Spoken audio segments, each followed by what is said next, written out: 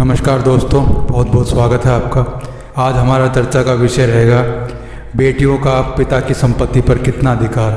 कौन कौन से ऐसे कारण हैं जिनकी वजह से बेटियों को संपत्ति नहीं मिल पाती है। जब भी प्रॉपर्टी का बंटवारा होता है तो उसमें बेटियों का कितना हक होता है, क्या बेटियां भी उतनी हकदार होती हैं जितने बेटे होते हैं। प्रॉपर्टी पे दोनों का इक्वल राइट्स होता है या नहीं होता है, इन सभी विषयों पर हम चर्चा करेंगे।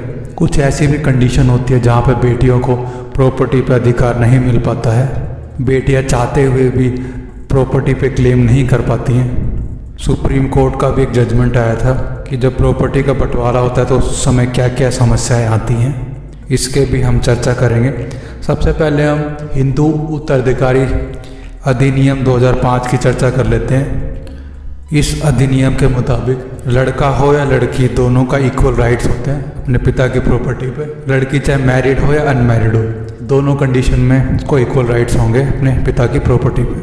केवल प्रॉपर्टी ही एसेट नहीं होती है, लेकिन bank account, FD, property, mutual fund, share, insurance, cash, gold, jewellery, ये सारे फादर की एसेट्स होते हैं। कई बार जो नॉमिनी होते हैं उनको भी पैसे निकालने में बहुत प्रॉब्लम आती है, लेकिन इस वीडियो में हम मेजरली चर्चा करेंगे कि जो बेटियां होती हैं उनको राइट्स दिया गया है कि नहीं दिया गया है फादर की प्रॉपर्टी पे। जब हम बंटवारे की बात करते हैं तो दो तरीक़े से बंटवारा होता है। पहला तो विल अगर हो तो बंटवारा आराम से हो जाता है। दूसरी कंडीशन ये होती है कि जब कोई भी विल पिता ने नहीं बनाई है तो उस केस में कुछ कानून बनाए गए हैं, जैसे कि हिंदू एक्ट 1925, हिंदू एक्ट 1956। फिर इसका अमेंडमेंट किया गया था 2005 में। 2005 में जो अमेंडमेंट किया गया था उसमें गर्ल्स को राइट्स दिया गया है कि पिता की प्रॉपर्टी पे लड़कियों का भी अधिकार होगा। पहले केवल बेटे को ही वंश बढ़ाने वाला माना गया था, बेटों के साथ साथ भतीजों को भी वंश बढ़ाने वाला माना गया था। लेकिन 2005 में सुप्रीम कोर्ट ने क्लियर कर दिया कि जो पिता की जो प्रॉपर्टी है उस पर बेटी का भी अधिकार होगा। फादर ने जो भी प्रॉपर्टी अर्जित की है उसमें पुत्र के साथ पुत्री को भी बराबर का अधिकार मिलेगा।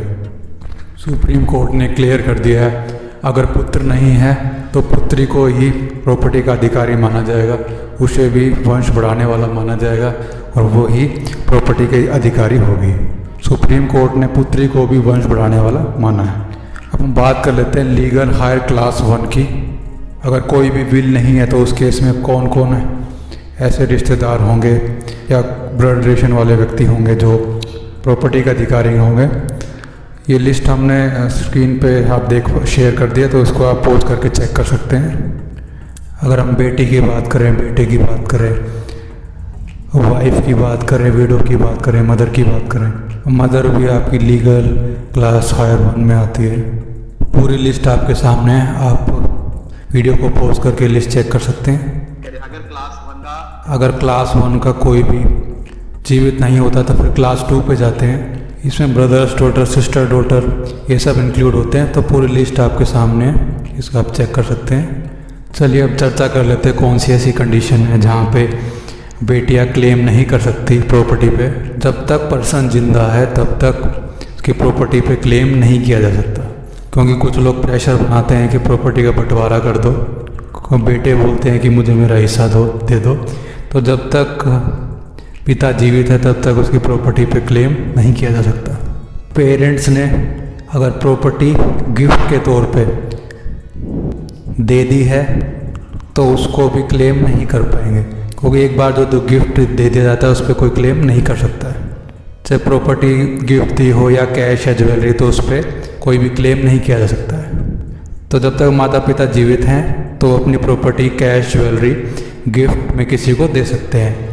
अगर किसी ने अपनी वसीयत लिख दी है तो उसके बाद उस प्रॉपर्टी पे क्लेम नहीं किया जा सकता, क्योंकि पेरेंट्स ने अपनी विल लिख दी और उसमें अगर बेटी को हिस्सा नहीं दिया है तो उस केस में बेटी फिर क्लेम नहीं कर सकती। अगर विल में बेटियों का नाम नहीं है तो उस केस में बेटियां प्रॉपर्टी पे या पैसे पे क्लेम नहीं कर सकती। जब भी बंटवारा होता है तो बेटियों से कंसर्न लिया जाता है, तो मोस्टली बेटियां बोलती हैं कि हमारे भाई को ही दे दो, हमें इससे कुछ लेना देना नहीं है प्रॉपर्टी से, और प्रॉपर्टी के भाइयों में बांट दिया जाता है। तो उसके बाद फिर लड़कियां उसको दोबारा से क्लेम नहीं कर सकती। तो ये कुछ रूल्स हैं, इनको हमें अच्छे से समझ लेना चाहिए। अगर हम बैंक एफडी, शेयर या म्यूचुअल फंड की बात करें तो वहाँ पे वर्ड आता है नॉमिनी। तो बैंक या फाइनेंशियल इंस्टीट्यूशन जो भी नॉमिनी है उसको पैसा या एसेट दे देगा, लेकिन जो नॉमिनी है वो पैसे का कस्टोडियन है। लेकिन जो बंटवारे का अधिकार है वो क्लास 1 से आता है। तो बहुत से लोगों को इस बारे में पता नहीं होता है और नॉलेज के अभाव में लोग जो उनका हक का पैसा है उस पर भी क्लेम नहीं कर पाते। लीगल हायर में जो भी पर्सन आते हैं वो नॉमिनी से अपना पैसा क्लेम कर सकता है। नॉमिनी का फ़र्ज सिर्फ इतना है कि वो बैंक से पैसा लेके आएगा और उस पैसे पे claim legal higher class 1 class 2 के लोग कर सकते हैं। नॉर्मली नॉमिनी और क्लास हायर दोनों सेम होते हैं। अगर वो सेम नहीं है तो उस केस में बेटियां भी हिस्सा मांग सकती हैं, चाहे नॉमिनी बेटे ही क्यों ना हो, क्योंकि जो बेटी है वो भी लीगल हायर में आती है। नॉमिनी को पैसा डिवाइड करना होता है। अगर नॉमिनी ऐसा नहीं करता है तो कोर्ट का भी सहारा लिया जा सकता है। एक सिनेरियो ऐसा है कि जहाँ पे कोई नॉमिनी भी नहीं है तो उसमें जो लीगल हायर क्लास 1 क्लास 2 के जितने भी लोग हैं वो उस पैसे या प्रॉपर्टी को क्लेम कर सकते हैं। नॉमिनी पैसे को डिस्ट्रीब्यूट करता है तो उस केस में नॉमिनी को रिसीविंग ज़रूर लेनी चाहिए, क्योंकि इससे नॉमिनी सिक्योर हो जाएगा, फ्यूचर में उसको आगे कोई प्रॉब्लम नहीं होगी। रिसीव लेने से ये रहेगा कि जो भी नॉमिनी है उसके पास एक प्रूफ हो जाएगा कि हाँ जितना भी पैसा था मैंने इक्वली डिस्ट्रीब्यूट कर दिया है और पैसा रिसीव हो गया है। फ्यूचर में फिर नॉमिनी पे भी कोई क्लेम नहीं डलेगा, तो नॉमिनी इस केस में सिक्योर रहेगा। दोस्तों, आपको मेरा वीडियो पसंद आया तो प्लीज़ वीडियो को लाइक करें और जो फर्स्ट टाइम चैनल पे विजिट करें प्लीज़ चैनल को सब्सक्राइब करें।